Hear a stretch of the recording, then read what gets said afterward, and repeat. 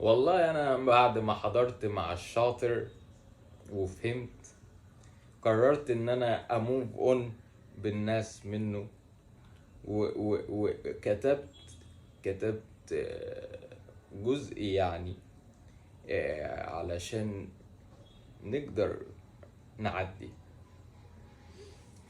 فبقول شفت الحديد أكاسيد، شفت الحديد أكاسيد، منهم 3 و2، حالتين هم 3 و2.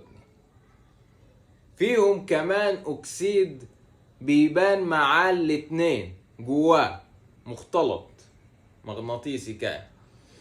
نقول تاني، شفت الحديد أكاسيد، منهم 3 و2. فيهم كمان أكسيد بيبان عليه حالتين، تختزله ولا تأكسده وينفع معاه الحلين.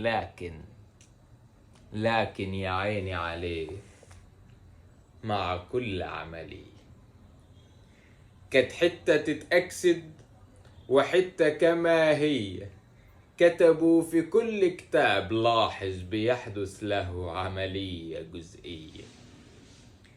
درس الحديد يا وحيد كان فاجع مرارة. فيه ال3 كبير، أكسيد حديد 3 الأحمر كبير، ما يهزهوش أكسيد ولا بيدوق الخسارة الفقد، كانش يقبل الأكسدة.